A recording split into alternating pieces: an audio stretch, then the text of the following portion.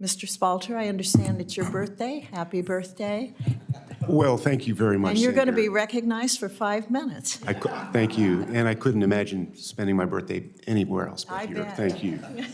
But thank you, Chair Fisher and Senator Klobuchar, as well as to the other members of the subcommittee. When I was thinking about how to prepare my remarks today, I took some inspiration actually from a trip I took a couple of weeks back to the rafters of the Capitol Dome to take a look at Constantino Brumidi's amazing fresco. I looked up and I saw, much to my disbelief, given my day job, that there was the goddess Venus actually laying the very first American submarine telegraph cable.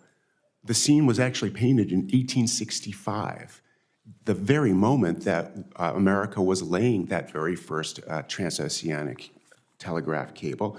The Civil War was ending, and it was then that a very visionary Congress believed that the future of our country ran through communications infrastructure.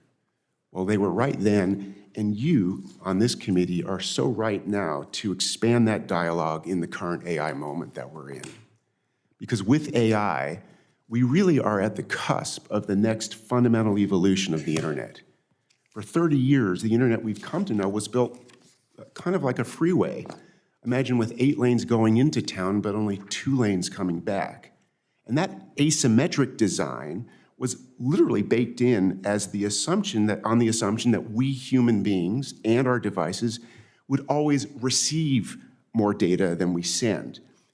And as we all go home to binge stream Love Island while our kids are playing Roblox, that's very still much the case, except that as we move forward into this AI phase of the internet, that assumption is being completely shattered.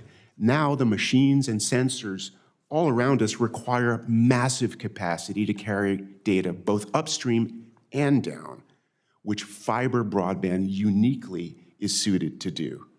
Other technologies we know are working to expand their upstream capacity, but fiber doesn't have to, it never had to. It was built for this era with near limitless capacity and low latency in both directions. And this is why satellite and wireless and Wi-Fi and other technologies that might become available in the connectivity landscape will always hand off their traffic to fiber as quickly as they can to take advantage of its massive capacity and low latency. And it's for this reason that fiber broadband really is the circulatory system of our AI-enabled innovation economy. Thus, for us, the biggest barrier to getting AI-ready connectivity to every community isn't technology, it isn't investment, nor is it our will. We're ready. It's government, specifically permitting, waiting months, even years for permission to connect more communities to broadband.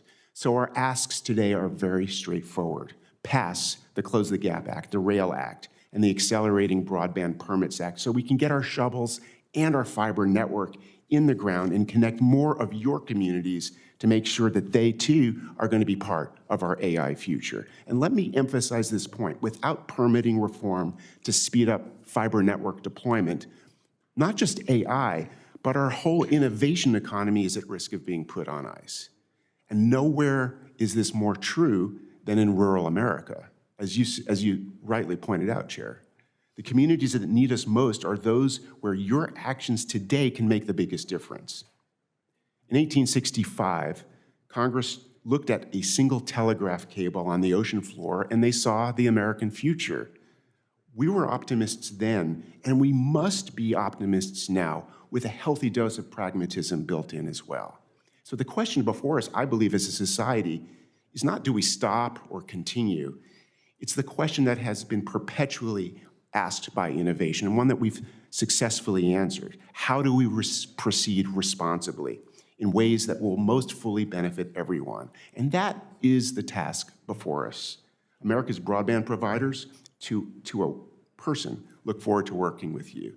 And on behalf of all of USTelecom member companies, I really thank you for the opportunity to be here today on my birthday. And I look forward to your questions.